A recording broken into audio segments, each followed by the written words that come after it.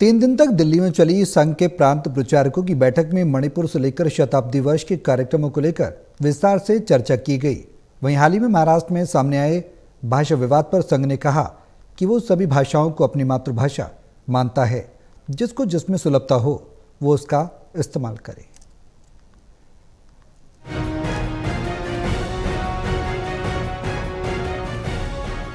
महाराष्ट्र में कई दिन तक सामने आए भाषा विवाद को लेकर राष्ट्रीय स्वयंसेवक संघ की प्रतिक्रिया सामने आई है। संघ के अखिल भारतीय प्रचार प्रमुख सुनील अंबेकर ने सोमवार को प्रेस वार्ता के दौरान पूछे गए सवाल पर कहा कि संघ सभी भाषाओं को मातृभाषा मानता है। भारत की सभी भाषाएं अपनी हैं, जिसको जिस भाषा का ज्ञान हो वो उस भाषा का इस्तेमाल कर सकता है, लेकिन प्राथमिक शिक्षा निज भाषा में होनी चाहिए। संघ का यह बयान महाराष्ट्र में सामने आए भाषा विवाद के बाद काफी महत्वपूर्ण हो जाता है, क्योंकि महाराष्ट्र सरकार ने कुछ दिन पहले प्राइमरी स्कूलों में हिंदी को अनिवार्य करने का आदेश दे दिया था, जिसके बाद सियासी दबाव के बीच सरकार को फैसला लेना पड़ा। अब इस मामले पर संघ की प्रतिक्रिया सामने आई है।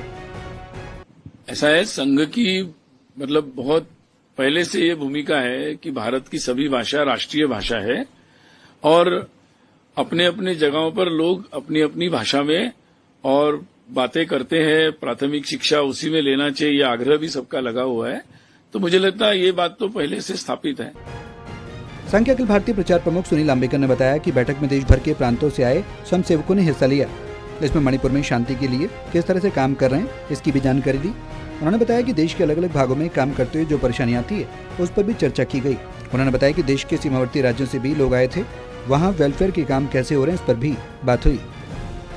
देश भर के विभिन्न प्रांतों से लोग आए थे, उन्होंने मणिपुर में जो प्रयास चल रहे उसकी भी जानकारी दी। साथ ही देश के अलग अलग भागों में कार्य करते समय जो कठिनाइयां आती है, वहां के परिस्थिति में अपने कार्य की विस्तार अभी जहां जहां नहीं हुआ है वहां जाने पर कैसे कठिनाइयां आती है उसके बारे में भी चर्चा की।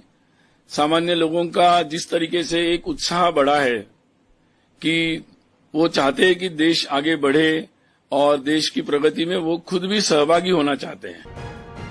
संघ की 3 दिनों तक चली इस बैठक में शताब्दी वर्ष के कार्यक्रमों को लेकर भी विस्तार से चर्चा हुई, जिसमें तय किया गया कि संघ का शताब्दी वर्ष में हर बस्ती और मंडल में हिंदू सम्मेलन होगा।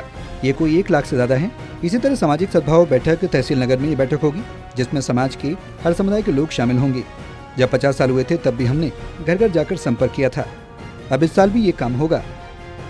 उसमें जैसे हिंदू सम्मेलन होने वाले हैं, तो हिंदू सम्मेलन देश भर में हमारी जो 5-7 गांव मिलाकर एक मंडल होता है और हर शहर में एक बस्ती होती है, तो एक बस्ती इस तरीके से हम लोग जो अपने संगठन रचना में बनाते हैं, तो ये सोचा गया है कि हर मंडल और हर बस्ती में हिंदू सम्मेलन होगा, जिसमें समाज के सभी लोग शामिल होकर वो स्वयं होकर ये सम्मेलनों का आयोजन करेंगे।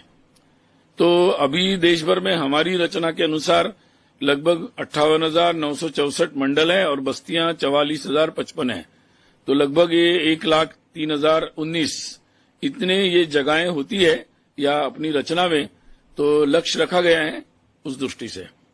और जैसे मैंने आपको बताया था कि सामाजिक सद्भाव बैठकें होगी, जो हर खंड में यानी तहसील के बराबर होता है खंड, और नगरों में जो बड़े शहरों में कई नगर होते हैं और कई छोटे नगर भी होते हैं, तो लगभग अभी एक खंड और नगर का अगर टोटल किया जाए तो लगभग 11,360 ऐसे ये स्थान बनते हैं।